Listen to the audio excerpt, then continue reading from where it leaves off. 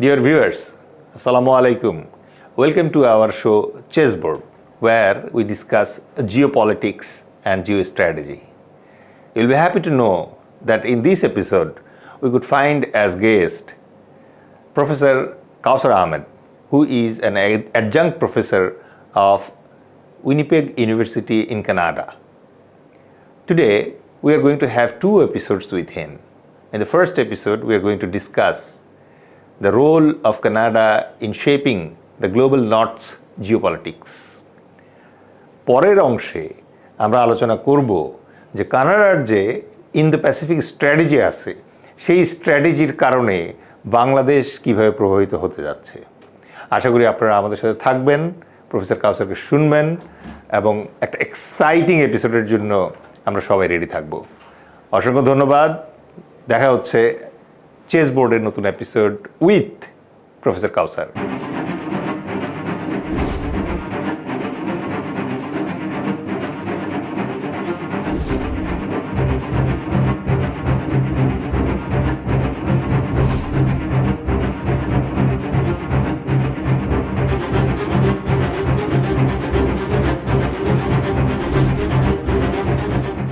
আসসালামু আলাইকুম viewers, chess বোর্ডের আরেকটি এপিসোডে আপনাকে স্বাগতম।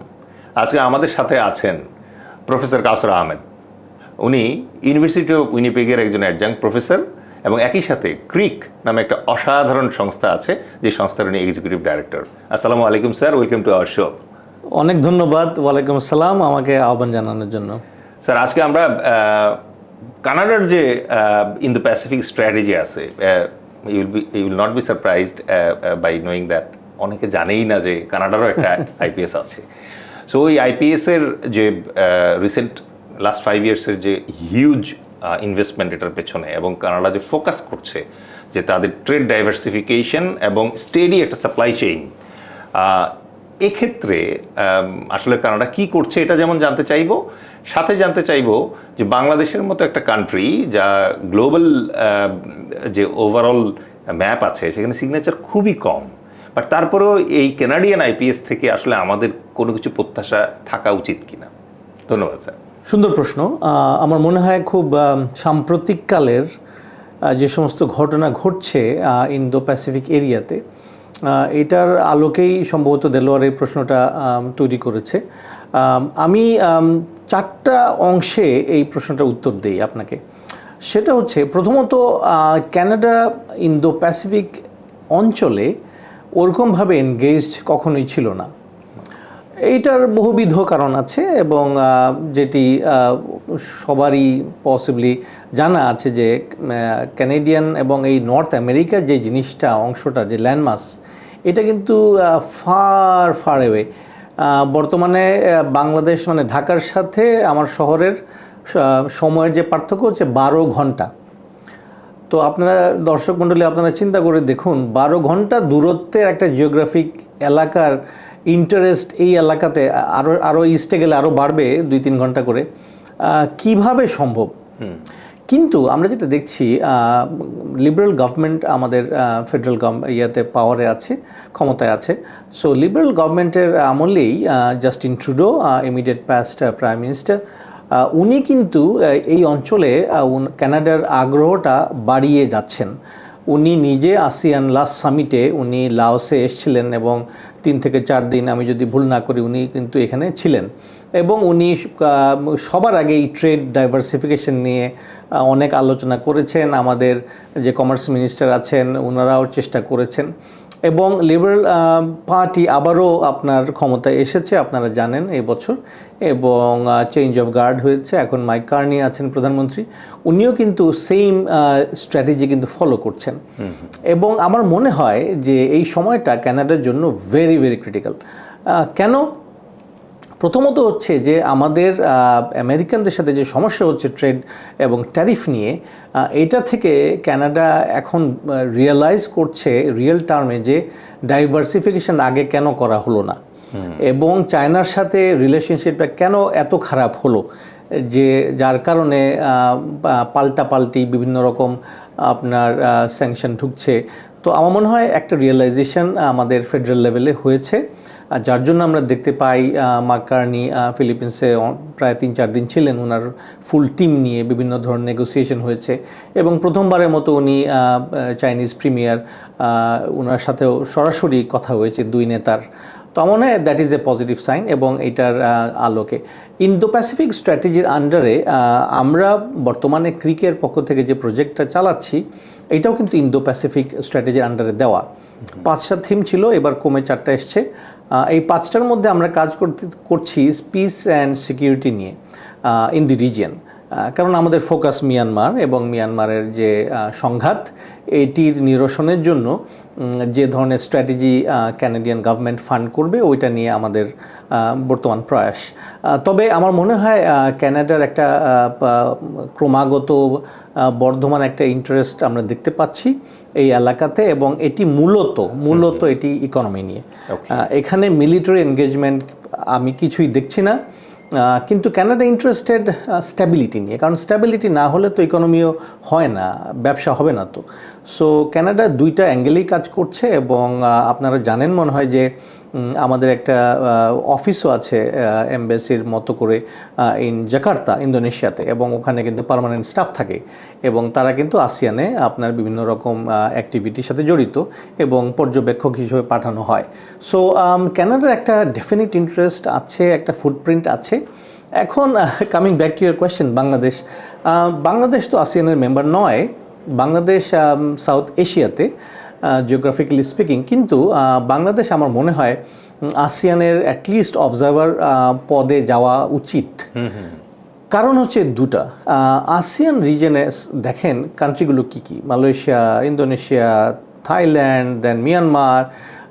তো এই সমস্ত দেশগুলো কিন্তু major power houses in the east, যদি চায়নাকে বাদ দেন, China excluding China, Singapore including, right? So এই সমস্ত very powerful mini state but quite strong robust economy, এদের সাথে বাংলাদেশের আরও ইন্টিগ্রেশন হওয়া দরকার। এবং ক্যানাডা কিন্তু বাংলাদেশের বন্ধুপ্রতিম রাষ্ট্র এবং ক্যানাডা বাংলাদেশের সবসময় একটি উষ্ণ সম্পর্ক বজায় থাকে। কোনো সময় আমি মনে হয় নোন হিস্ট্রিতে দেখি নাই, জাস্টিন ট্রুডোর বাবা সিনিয়র ট্রুডো কিন্তু বাংলাদেশে প্রথম এসেছিলেন বাংলাদেশ দেখতে। সো বাংলাদেশের একটা অবস্থান আছে ক্যানাডার মনে। তবে এটাকে আমার মনে হয়, আমার খুবই বিনয়ের সাথে বলি যে বাংলাদেশের ফরেন পলিসি আরেকটু জোর করে ওদিকে যাওয়া উচিত, মেম্বারশিপ নেওয়া উচিত, মেম্বারশিপ না পর্যবেক্ষক স্ট্যাটাস নেওয়া উচিত, যেখানে বাংলাদেশ অ্যাটলিস্ট কিছু বলতে পারে, করতে পারে। আর শেষে বলবো যে ক্যানাডা একটি অনেক বড় দেশ, দ্বিতীয় বৃহত্তম দেশ আমাদের ওয়ার্ল্ডে। সো ক্যানাডার একটা লার্জ ফুটপ্রিন্ট তো আছে, কিন্তু এখন যেহেতু এই চেঞ্জিং সিচুয়েশনে আমার মনে হয় ক্যানাডা খুব অ্যাক্টিভলি এনগেজ থাকবে ইন্দো প্যাসিফিক এরিয়াতে, কারণ as you know the statistics, এখানে দুনিয়ার সবচেয়ে বড় পপুলেশন থাকে, ট্রেড অ্যান্ড কমার্স এখানে billions and billions of dollars, এবং মোস্ট ইম্পর্টেন্টলি এখানে এটা হচ্ছে চায়নার backyard, right? South China Sea এবং এভরিথিং। সো জিওপলিটিক্যালি এটা কিন্তু একটি খুবই গুরুত্বপূর্ণ অংশ। ধন্যবাদ স্যার। আমি দর্শকদের জ্ঞাতার্থে যেটা জানাচ্ছি যে প্রফেসর আহমেদের সাথে আমি ওনার রিসার্চ অ্যাসিস্ট্যান্ট হিসেবে কাজ করার সুযোগ পেয়েছিলাম ক্রিকে, এবং ওই কাজের সুযোগেই আমাদের একটা আউটকাম ছিল, আমরা ক্যামব্রিজ স্কলার্স পাবলিশিং থেকে একটা একাডেমিক বই বের করেছিলাম, keeping piece in turbulent world. তো সেই সূত্র ধরে স্যার মানে আমি আপনার কাছে আর একটু ডিপার একটা কোশ্চেনে যেতে চাই, সেটা হচ্ছে চায়নার কোনো আর্কটিক বর্ডার নেই, বাট স্টিল চায়না কিন্তু আর্কটিকে কিপিং করছে, ওদিকে নজর দিচ্ছে, যেটা আর্কটিক বর্ডার যাদের আছে লাইক কানাডা, দেন রাশিয়া অলসো, তাদের জন্য একটু অস্বস্তির কারণ হয়েছে। স্পেসিফিক্যালি কানাডা এবং চায়নার যে রিলেশনশিপটা, এটা আর্কটিক বর্ডারের নিয়ে কিন্তু একটু রহস্যের সৃষ্টি করেছে এবং দে আর নট ভেরি কমফোর্টেবল। এখানে একই সাথে চায়না এবং ইউএস রিলেশনশিপও কিন্তু কানাডাকে অনেক সময় গাইড করে, ইনফ্লুয়েন্স করে কিনা জানি না, বাট গাইড করে। বাট আমি এবার যদি এটাকে বাংলাদেশের প্রেক্ষাপটে নিয়ে আসি, যে বাংলাদেশের প্রেক্ষাপটে চাইনিজ ইনফ্লুয়েন্স ইগনোর করার মতো সক্ষমতা আমাদের নাই। কানাডা ভৌগোলিকভাবে বাংলাদেশ থেকে অনেক দূরে, যদিও রোহিঙ্গা ক্রাইসিসের কথাই যদি বলি আমি, এখানে as a donor, stand alone donor হিসেবেও কানাডার যে কন্ট্রিবিউশন, এটা হয়তো আমাদের অনেকেই জানি না, কিন্তু ইটস বিগ। তো এক্ষেত্রে বাংলাদেশ আসলে এই চাইনিজ যে বলয় আছে, এই বলয়ের ভেতরে থেকে কানাডার সাথে আসলে মানে কতটুকু ম্যানেজ করতে পারবে স্যার? খুবই, যদি আমি অনেস্টলি উত্তর দেই, এটি খুবই জটিল একটা ব্যালেন্সিং অ্যাক্ট।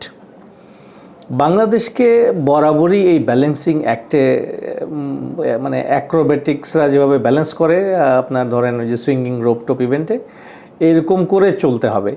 এই মেটাফোরটা আমি ব্যবহার করলাম একটি কারণে। আপনারা অনেকেই সার্কাস টার্কাস হয়তো দেখেছেন যে একজন মানুষ একটি বড় পোল নিয়ে একটা রশ্মির উপর হেঁটে যাচ্ছে। কেন সে বড় পোলটা ইউজ করে? ব্যালেন্সিংয়ের জন্য, তার সেন্টার অফ গ্র্যাভিটিটা যেন ঠিক থাকে। তো বাংলাদেশেরও কিন্তু এই মানে যেটার রিয়ালিটি, জিওপলিটিক্যাল রিয়ালিটি, এখানে আসলে কাউকেই অবজ্ঞা করা সম্ভব নয়। চাইনিজ ইনভেস্টমেন্ট বাংলাদেশে বাড়ছে এবং বাড়ছে, এবং এটি আমার মনে হয় বাড়বে আরও। কারণ চায়না মনে করে বাংলাদেশ তাদের একটা স্ফিয়ার অফ ইনফ্লুয়েন্সের একটা অংশ।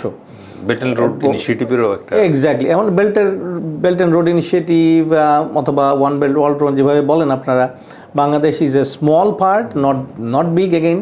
কারণ আমি অনেক সময় সবাইকে খুব বিনয়ের সাথে মনে করিয়ে দিতে চাই যে don't over emphasize your importance.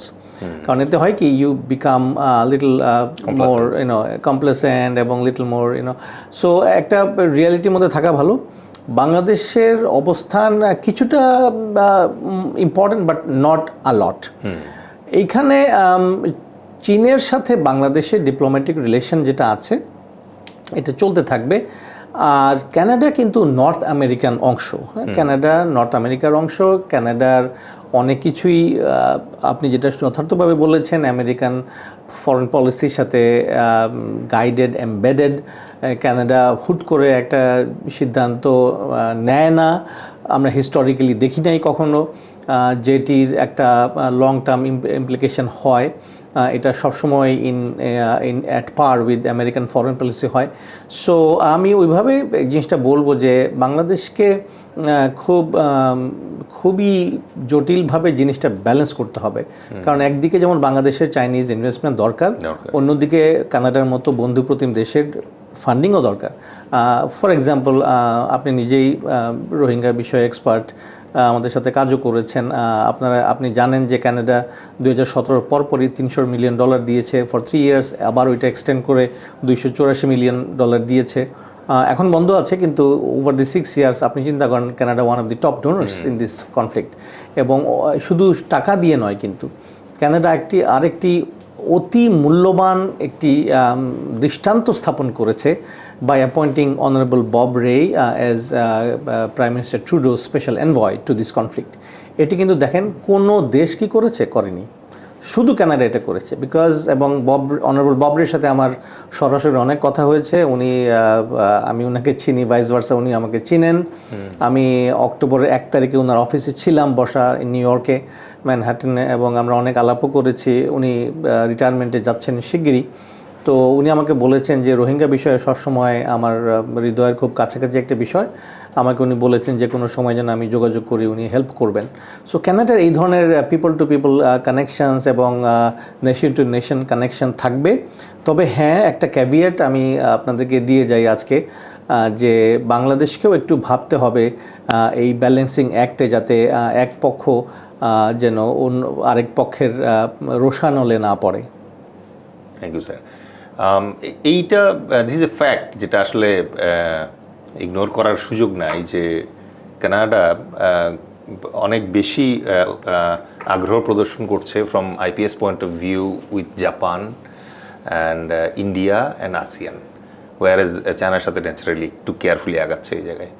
But then blue economic point of view থেকে কানাডা তো আটলান্টিক ইজ তার বাসার পাশে, বাট যখন প্যাসিফিকে আসতেছে তখন আসলে চাইনিজ যে ইনফ্লুয়েন্স আছে, ইউএস যে ইনফ্লুয়েন্স আছে, even Australia and Indian influence যে আছে, এই জিনিসগুলো যদি কগনিজেন্সে নেই এবং কনসিডারেশনসে রাখি স্যার, তো তারপরে মিয়ানমারের সাথে আমাদের যে এই বঙ্গোপসাগরের যে টেনশনটা চলছে, এবং আপনি জানেন যে এর আগে মেরিটাইম বাউন্ডারির ক্ষেত্রে তারা ডিমার্কেশনের ক্ষেত্রে কিন্তু বাংলাদেশ ইক্লস থেকে জয় পাওয়ার আগ পর্যন্ত এই দুটো দেশ এমনভাবে আমাদের সমুদ্র সীমা এবং বন্দরগুলোকে মিস ইন্টারপ্রেট করছিল অ্যাজ ইফ আমাদের মেইন সিতে ওশেনে যাওয়ার রাস্তাই বন্ধ হয়ে যাচ্ছিল। তো ক্যানাডিয়ান আইপিএসের কারণে কি এখানে আমরা কোনো লিভারেজ পেতে পারি, অথবা should we opt from them? আমার মনে হয় এই প্রশ্নটা খুবই ব্রড একটা ল্যান্ডস্কেপ আপনি দিয়েছেন আমাকে। ইন্দো প্যাসিফিক যে থিয়েটারটা আছে এটা কিন্তু হিউজ। এটার মধ্যে দেখেন অ্যারাবিয়ান সি ঢুকছে, এটার মধ্যে দেখেন সাউথ চায়না সি আছে, এটার মধ্যে মালাক্কা স্ট্রেট আছে, বঙ্গোপসাগর আছে। এটা বড় একটা আপনার একটা এলাকা। আমেরিকান, আমি শুরু করবো আমেরিকা দিয়ে। আমেরিকানদের কিন্তু আপনার একটা অনীহা দেখা গিয়েছে over the last Obama administration থেকে ইভেন আজ পর্যন্ত ট্রাম্প বাইডেন অ্যাডমিনিস্ট্রেশন সময় কিছুটা দেখেছি আমরা interest, but again Trump administration আমরা কোনো তেমন কিছু দেখছি না ইন্দো প্যাসিফিক এরিয়াতে। স্বভাবতই জিওপলিটিক্সে কোনো ভ্যাকুয়াম তৈরি হলে আরেকটি মেজর পাওয়ার দখল করে নেয় জায়গাটা, যেটি হয়েছে চীনের ক্ষেত্রে। তারা বিআরআই তাদের যে সি রাউটটা ছিল, সি অংশটা ছিল, ওটা তারা সাকসেসফুলি ইমপ্লিমেন্ট করে ফেলেছে।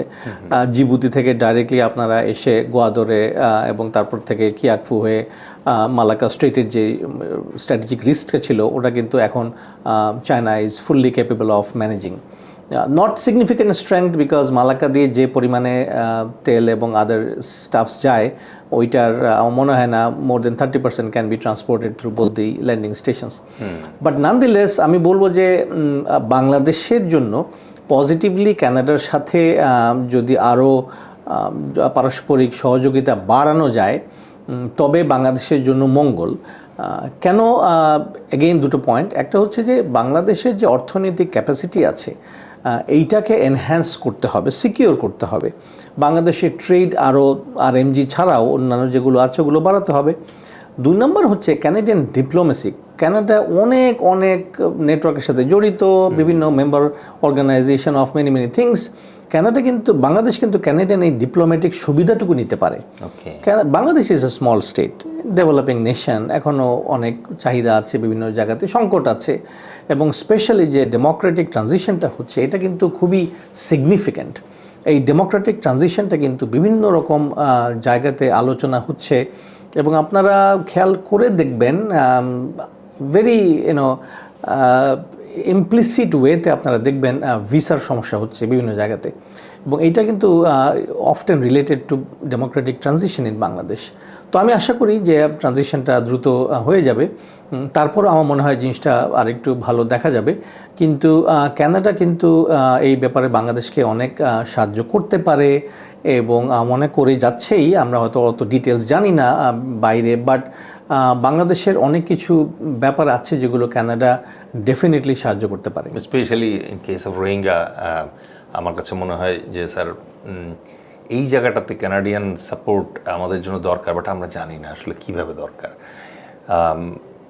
আমি যেহেতু আমরা দুইজনই রোহিঙ্গা নিয়ে কাজ করছি, আপনার কাছ থেকে আমি শিখছি স্যার রোহিঙ্গা নিয়ে কাজের ব্যাপারে। সো আমি কোশ্চেনটা ফ্রেম করার চেষ্টা করতেছি। সেটা হচ্ছে যে ডক্টর মোহাম্মদ ইউনূস তার এই ক্যারিশমেটিক 1 year প্লাস যে টেনিওর আছে বাংলাদেশে, ওখানে একটা হোপ যেটা জাতিকে খুব প্রচণ্ডভাবে নাড়া দিয়েছে, সেটা হচ্ছে যে উনি আমাদেরকে বিশ্বাস করাতে চাচ্ছিলেন যে রোহিঙ্গারা রিপ্যাট্রিয়েটেড হবে, আগামী ঈদ আরাকানে গিয়ে করবে। বাট আমরা যদি প্র্যাকটিক্যাল লেন্সগুলো দিয়ে দেখি তাহলে আসলে ইন্ডিকেশন তা বলছে না, বরং তার এই উদ্যোগের কারণে হঠাৎ করে জয়েন্ট রেসপন্স ফান্ডটা যেভাবে রিডিউস করেছে তাতে বরং দেখা যাচ্ছে যে আমাদের ইকোনমির উপর এটা ভেরি হার্ড একটা প্রেশার ক্রিয়েট করবে। কারণ একটা রোহিঙ্গা $16 করে পেত আগে, সে এখন $6 কম করে পাবে তার বেঁচে থাকার জন্য। দ্বিতীয়ত হচ্ছে যে সিচুয়েশন ইন আরাকান, যেখানে তাতমাদ পিছাতে এই মুহূর্তে বোধহয় মানে 80+% area is under control of Arakan army, and doctor Mohammad Yunus কিন্তু আরাকান আর্মির সাথে ফ্রেন্ডশিপ করতে পারেন নাই, ব্যর্থ হয়েছেন এই জায়গায়। তো তার মানে হচ্ছে যে এখন যদি আরাকানেও আপনি ইনভেস্ট করেন এবং প্রমিস ল্যান্ড বানান, তারপরে এই নিশ্চয়তা নাই যে তারা রোহিঙ্গাদেরকে অ্যালাউ করবে ওখানে। এখন এখানে এসে যারা প্র্যাকটিক্যাল মানে বুদ্ধিজীবী বাংলাদেশের, তারা হঠাৎ করে দুই ভাগে ভাগ হয়ে গিয়েছে। এক ভাগ বলছে যে এখনও আমরা আশা করি যে রিপ্যাট্রিয়েশন হবে এবং এই 13 lakh Rohingya single line March করে আবার ব্যাক করবে ইন আরাকান। আর আরেক দল বলছে যে অলরেডি যে পরিমাণ পাসপোর্ট জালিয়াতি, তারপরে বার্থ সার্টিফিকেট জালিয়াতি এবং আইডেন্টিটি জালিয়াতি করে তারা আমাদের সোসাইটিতে ইন্টিগ্রেটেড হয়ে যাচ্ছে, সো তারা বলার চেষ্টা করছে যে এই ইন্টিগ্রেশনটাকে ওয়াইজলি করার একটা কথা ভেবে দেখতে পারে বাংলাদেশ, যেমন selecting good students among them, better hands among them, এবং তাদেরকে আমাদের ইকোনমিতে ফ্লো ইন করা। এখন এইটা আবার স্যার, যদিও আমাদের ফরাসিদের মতো যাত্রাভিমান নাই আমরা, তারপরেও এটা নিয়ে অনেক সময় যেটা হয় যে বিতর্ক করতে ভালোবাসি আমরা, কেন নিব, ওয়ারেজ নিয়ে গিয়ে ফেলতেছি কিন্তু অনেক। তো এই জায়গাটাতে এসে স্যার আমি মানে ইউএসের বার্মা অ্যাক্ট, ইউএসের আইপিএস, ক্যানাডিয়ান আইপিএস, চায়না তো is a very good friend, ওদের কাছে অস্ত্র বিক্রি করে, আমাদের কাছে বিক্রি করে, একটা শব্দ করে নাই স্যার একটা রোহিঙ্গা ফেরত নেওয়ার জন্য। সো এই যে গ্লোবাল যে ডিনামিক্সটা এত জটিল sir, because you are my professor, that's why I am giving you this very complex question.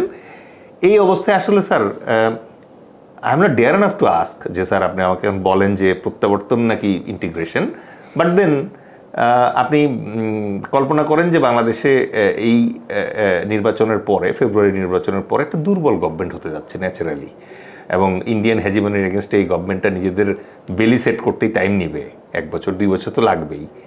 তাহলে আগামী 5 বছরের জন্য রোহিঙ্গা স্ট্র্যাটেজি কী হওয়া উচিত আমাদের স্যার? দেলোয়ার, অসংখ্য ধন্যবাদ।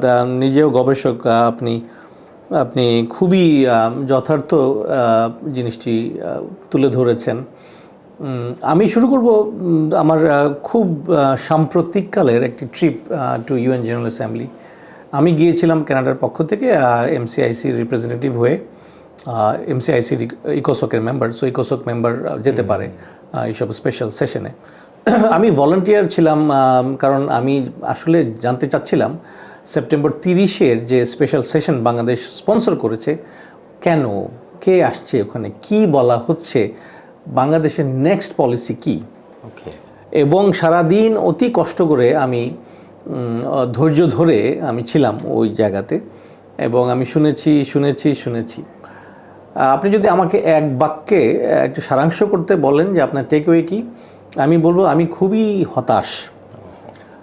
হতাশার আপনি বলবেন হতাশার কিছু নাই, এই সেই, আমি বলবো আছে যথেষ্ট। কারণ ইউএন জেনারেল অ্যাসেম্বলির মতো একটি এত বড় প্ল্যাটফর্মে বাংলাদেশের স্পন্সর করা অনুষ্ঠানে প্রধান উপদেষ্টা যে 7টি পয়েন্ট দিয়েছেন এবং আউটকাম দিয়েছেন, যেটি আবার আমি আজকে সকালে একটি বৈঠকে তুলে ধরেছি আমাদের পার্টিসিপেন্টদের সামনে। দর্শক মণ্ডলীদের জন্য বলি, এটি আছে অ্যাভেলেবেল অন ওপেন সোর্স। আপনারা প্রধান উপদেষ্টা 7টি প্ল্যান আপনারা দেখতে পারেন, দেখে এবং আমার পরিচয় তো ওপেন সোর্সেই আছে, আপনি আমার নাম গুগল করলেই পাবেন, আমার ইমেল অ্যাড্রেস। আমাকে আপনারা একটু একজন যারা এই এপিসোডটা শুনবেন, যদি লিখে আমাকে পাঠান কোনো দিনও আগামী 365 দিনের মধ্যেই, যে আপনি কি ভাবছেন এই 7টি প্ল্যান নিয়ে, কবে 7টি প্ল্যান ইমপ্লিমেন্ট হবে, কিভাবে হবে, কে করবে, তাহলে আমি আপনাদের জন্য $100 একটি পুরস্কার ঘোষণা করে গেলাম। এবং এই জিনিসটি আমার কাছে খুবই হতাশার বিষয়, কারণ 8 বছর পর আমরা যদি এখনও মনে করি যে আমাদেরকে রোহিঙ্গাদেরকে প্ল্যাকার্ড বানিয়ে জেনারেল অ্যাসেম্বলিতে গিয়ে, আমি জানি না কত বড় ডেলিগেশন গিয়েছে, I don't have any clue, আমরা কিছু অ্যাচিভ করেছি, আমার মনে হয় না। আপনি খুবই যথার্থভাবে বলেছেন যে ট্রানজিশন শেষ হলো, আরেকটি গভর্নমেন্ট আসলো, তারপরে কি হবে। আমার মনে হয় ভেরি ডিফিকাল্ট বাংলাদেশের জন্য, যার জন্য আমরা এই পর্যায়ে আমরা একটা প্ল্যান নিয়ে এসেছি যেটি খুবই ডিফারেন্ট। এই প্ল্যান আমার মনে হয় না আজ পর্যন্ত কে উপস্থাপন করেছে to the international community as well as Bangladesh. এই জন্যে আপনার মাধ্যমে, আপনার এই প্ল্যাটফর্মের মাধ্যমে আমি সবিনয় অনুরোধ করে যাই যে আমাদের প্ল্যানটা আপনারা দেখুন, আপনাদের কমেন্ট দেন এবং আমাদেরকে বলেন যে এই প্ল্যানটা আসলে কতটুকু ইমপ্লিমেন্টেবল। আমরা এই প্ল্যানে কি বলছি? আমরা এই প্ল্যানে বলছি কোনো কিছুই বলছি না। রোহিঙ্গা এবং রোহিঙ্গা শব্দটাও কিন্তু আমরা ব্যবহার করছি না, খুব জেনে শুনে। কারণ রোহিঙ্গার এই পুরো শব্দটা, এই কমিউনিটিটা যখন আসে তখন আমরা দেখেছি অনেকে সরে যান, আমাদের সাথে একাত্মতা ঘোষণা করেন না এই প্ল্যানে। এটি আমাদের realisation over the past almost year now. এই প্রজেক্টটা লঞ্চ হয়েছে ফেব্রুয়ারি মার্চে। আমরা দেখেছি ভেরি কমপ্লিকেটেড, কিন্তু আমরা যেটা দেখি না এই পর্যন্ত যে এই সমস্যাটা শুরু হয়েছে আরাকানে, মিয়ানমারে, এবং এই সমস্যাটা শেষ হওয়া উচিত আরাকানে। এবং এই সংক্রান্ত স্ট্র্যাটেজিটা কি হতে পারে কেউ বলছে না। আমরা অনেক চিন্তা ভাবনা করে আমাদের কনসেপ্ট নোটটা দাঁড় করিয়েছি। আমরা বলছি যে আরাকানে এবং ইন গ্রেটার জেনারেল মিয়ানমারে যে সমস্ত স্টেক হোল্ডার আছেন ইনক্লুডিং গভর্নমেন্ট, এদেরকে ওভার দি পাস্ট ডেকেড অরসো কেউ কিন্তু বলেনি যে আপনারা যুদ্ধ বন্ধ করুন, হানাহানি বন্ধ করুন, যদি বন্ধ করেন আপনার জন্য এই পুরস্কার আছে, কেউ বলেনি। ওকে, পুরস্কারটা কি? পুরস্কারটা হচ্ছে আপনাদের ইকোনমি ডেভেলপমেন্ট হবে, রিকনস্ট্রাকশন হবে। আমরা এই আইডিয়াটা কিছুটা আমরা ইন্সপিরেশনাল বলবো, ইন্সপিরেশনাল আমরা নিয়েছি সেকেন্ড ওয়ার্ল্ড ওয়ারের মার্শাল প্ল্যান থেকে। সেকেন্ড ওয়ার্ল্ড ওয়ারের মার্শাল প্ল্যান, যুদ্ধবিধ্বস্ত জার্মানি, কিন্তু কি হলো, প্রথমবারের মতো একজন ভিক্টোরিয়াস গ্রুপ ভ্যানকুইশ থেকে হেল্প করলো। কিন্তু দেখেন এই হেল্পটার সুদূর প্রসারী ইম্প্যাক্ট কি, আজকে ইউরোপ কোথায়? এবং তখন বলা হলো, অনেক ক্রিটিসাইজ করা হলো যে এটা চলে যাচ্ছে নাৎসিদের কাছে, এই না ওই না, কিন্তু নাৎসিদের কাছে যায়নি। আজকে ইউরোপ কিন্তু stable for Marshall plan. So আমরা ইন্সপিরেশনাল ওটা নিচ্ছি, কনটেক্সট ডিফারেন্ট, আমি অবশ্যই অ্যাকসেপ্ট করে নিচ্ছি যে কনসেপ্ট ডিফারেন্ট, কিন্তু আমরা বলতে চাচ্ছি যে একটা আমরা ওই যে ক্যারট অ্যান্ড স্টিকের গল্প বলি না সবসময়, আমরা সবসময় কিন্তু মিয়ানমার এবং এই স্টেক হোল্ডারদেরকে স্টিক দিয়ে গেছি, কখনো ক্যারট দেয়নি। একটা ইনসেন্টিভ দিতে হবে। তো কেন আমি যুদ্ধ বন্ধ করব? কেন মিয়ানমার মিলিটারি ড্রাগ ট্রাফিকিংয়ের সাথে যারা মিয়ানমার মিলিটারি জড়িত, কেন তারা ড্রাগ ট্রাফিকিং বন্ধ করবে? তাদের যে সোর্স অফ ইনকাম যেগুলো অবৈধ আছে ওগুলো থেকে তারা কেন সরে আসবে? আপনারা সবাই জানেন মিয়ানমার মিলিটারিকে আপনি ডিসিপ্লিন করতে পারবেন না, আপনার কোনো ক্যাপাসিটি নাই, কারোরই নাই। এটা একটি সার্বভৌম স্বাধীন দেশ, তাদের বিরাট মিলিটারি। হ্যাঁ, আপনি বলতে পারেন যে পেরিফেরাল এলাকাতে তারা কন্ট্রোল হারিয়েছে, সেটা ঠিক আছে, কিন্তু এখনও তো সেন্ট্রাল গভর্নমেন্ট তারাই চালাচ্ছে, কোনো সমস্যা নাই। মান্দালয়ের মধ্যে কোনো সমস্যা দেখেছেন, শুনেছেন? নো। হ্যাঁ, আরাকানের 80% আপনি যেটা যথার্থ বলেছেন, আরাকান আর্মি কন্ট্রোল করে, but that is one part, that is not the whole country. So এবং আপনারা নিশ্চয়ই জানেন 2-3 মাস আগে যখন ওই যে থ্রি ব্রাদারহুড অ্যালিয়েন্স তো আরও আগেই লঞ্চ করেছে অক্টোবরে তাদের ক্যাম্পেইন, এবং অনেক এলাকায় কিন্তু এথনিক আর্ম গ্রুপ নিয়ে নিচ্ছিল, কিন্তু they captured many of this places, specially আপনার ওই যে লাসিও স্টেট, আমি এটা পড়ছিলাম। সো ওগুলো কিন্তু তারা দখল করে ফেলেছিল। কিন্তু আবার যখন চায়না ঢুকলো, চায়না পিস প্ল্যান বললো, এখন আবার কিন্তু এলাকাগুলো সব ছেড়ে দিল তারা। খুবই আশ্চর্যের বিষয়, কারণ তারা জান দিয়েছে, তাদের লোকজন লিটারালি মারা গেছে এটা করতে গিয়ে। এখন তারা বলছে ও না, it's fine, we are accepting piece ট্রিটি। আপনি চিন্তা করে দেখেন কত বড় ইনফ্লুয়েন্স, এক্সেপ্ট আরাকান আর্মি এখনও কিছু বলেনি, কিন্তু নর্থ ইস্টে এবং নর্থে মেজরিটি টাউনশিপ কিন্তু মিয়ানমার আর্মির দখলে আবার, অ্যাজ উই স্পিক। সো এই ধরনের জিনিস হচ্ছে, এবং সবচেয়ে জটিল অংশটুকু হচ্ছে যে কি করে এই সংঘাতটা থামানো যায়। কারণ আমাদের যুক্তি হচ্ছে সংঘাতটা থামলেই কিন্তু রোহিঙ্গাস বলেন আর চীন বলেন, শান বলেন, যারা থাই বর্ডার্সে আছে তাদেরকে ফেরত আনা যাবে, কিন্তু সংঘাত বন্ধ না হলে তো আনা যাবে না। এখনই আমরা অবশ্য একটা জিনিস টের পাচ্ছি আপনাদের সাথে কথা বলতে বলতে এই পর্যায়ে বাংলাদেশে, যে আপনারা কিন্তু আমাদেরকে বলছেন ওকে নেক্সট হোয়াট, আমরা বলছি নেক্সট হোয়াট, এটা আমরা আসলে আপনাদেরকে যেটা রিকোয়েস্ট করছি, গবেষণা করব, আমরা বের করব। 6টা সেক্টর আমরা ঠিক করেছি, জনাব প্রফেসর ইমতিয়াজ আহমেদের সাথে জয়েন্টলি আমরা প্ল্যান করে বের করেছি। 6টা সেক্টরে আমরা যদি রিকনস্ট্রাকশন পাম্প করি, তাহলে সেক্টরগুলো যদি উন্নত হয়, তাহলে একটা ডিভিডেন্ড, একটা ক্যারট দেখানো যাবে যে যুদ্ধ বন্ধ করেন, আপনার ইকোনমি এরকম হবে, আপনাদের ইনকাম বাড়বে, আপনাদেরকে পপি চাষ করতে হবে না, এটসেট্রা এটসেট্রা। কিন্তু এই প্ল্যানটা কখন ইমপ্লিমেন্ট হবে আমরা তো এটা বলছি না, আমরা বলছি যে আমরা গবেষণা করে বের করি কত টাকা লাগে, তারপরে আমরা ডোনার্স আনি, আমরা ইন্ডিভিজুয়াল মানুষকে বলি এখানে ইনভেস্ট করেন। কিন্তু এই সামগ্রিক বিষয়টা কিন্তু এটার সাথে জড়িত। রোহিঙ্গা রিপ্যাট্রিয়েশন সুদূর পরাহত বিষয়, এখন এটা নিয়ে রাগঢাক করার কিছু নাই। একসময় রাগঢাক করেছি আমরা, আমি জানি, আমি এটার সাথে জড়িত 2017 থেকে। আমরা প্রচুর রাগঢাক করেছি, আমরা রিপ্যাট্রিয়েশনের কথা বলতে বলতে আমাদের নাভিশ্বাস বেরিয়ে গেছে, কেউ শুনেনি। সুনীল গঙ্গোপাধ্যায়ের কবিতা আছে না, ওই 32 বছর 33 বছর কেটেই যাবে, আরও 33 বছর কাটবে, কেউ কথা রাখবে না আপনার। রোহিঙ্গাদেরকে রিপ্যাট্রিয়েশন না করে তাহলে কি করার আছে? ইউএন জেনারেল অ্যাসেম্বলি এবং দেন অক্সফ্যামের একটা অনুষ্ঠান ছিল আমার শহরে গত সপ্তাহে।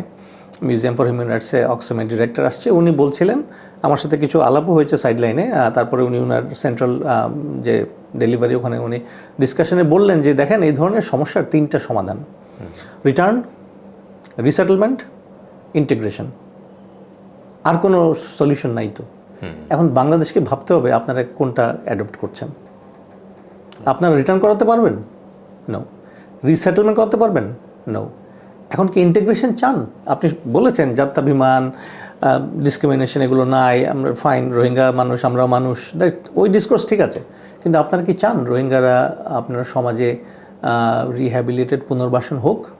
আমি জানি না, আপনারা চাইতেই পারেন, বাট এটা বিগার কোয়েশ্চেন্স। এবং আজকে আমরা শুনেছি একজন পার্টিসিপেন্ট বলেছেন যার তো কিছু করার নাই, দেন what to do.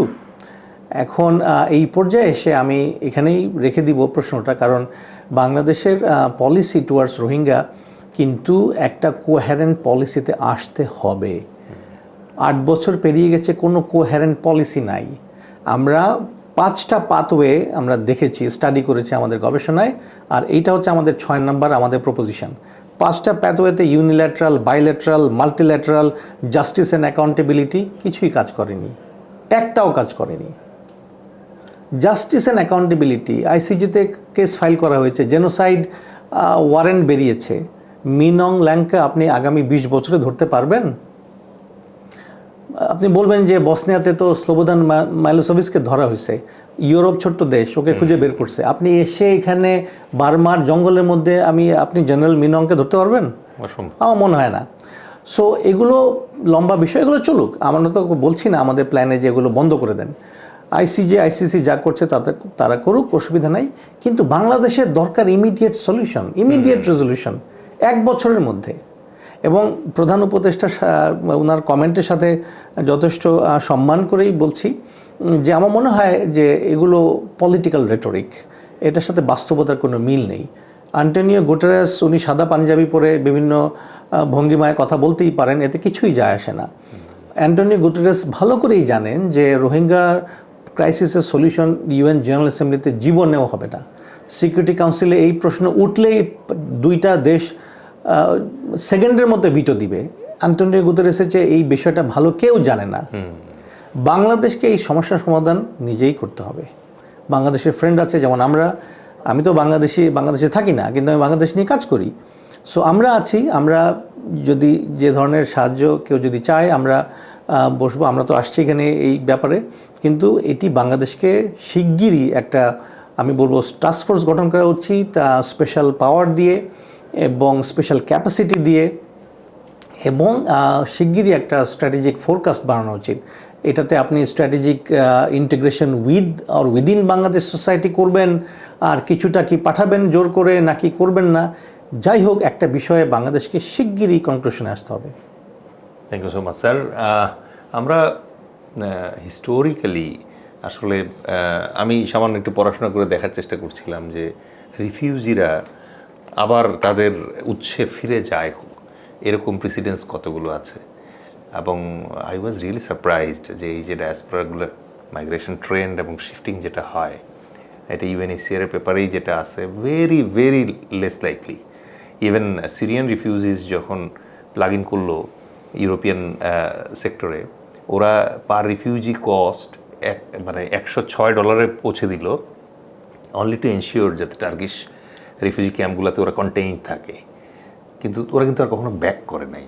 Even African কান্ট্রিগুলোতেও যে রিফিউজিগুলো হয়, ওখানেও এই ট্রেন্ডটা দেখা গেছে যে একবার যখন রিফিউজ নেয়, যেমন দারফুরের রিফিউজি ক্রাইসিস যেটা, এখনও কিন্তু এই ক্যাম্প ওখানে রয়ে গেছে, যতই অ্যাট্রোসিটি হোক আর যাই হোক, ওরা কিন্তু আর শিফট করছে না। তো আমার মনে হয় স্যার আপনি একটা নতুন থট প্রভোক করে গেলেন আজকে আমাদের এই অনুষ্ঠানে।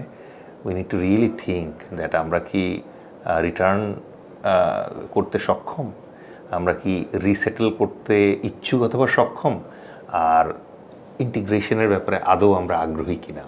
নাও দিস কোশ্চেন্স রিমেন্স টু আস।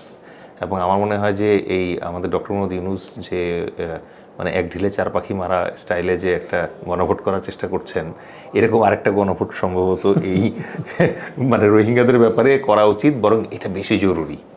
আজকে ডক্টর মোহাম্মদ ইউনূস আছেন, আলহামদুলিল্লাহ, উনি গণভোট দিয়ে চলে যাবেন, জাতীয় ইলেকশন দিয়ে চলে যাবেন, কিন্তু Rohingya is a deep security crisis for us.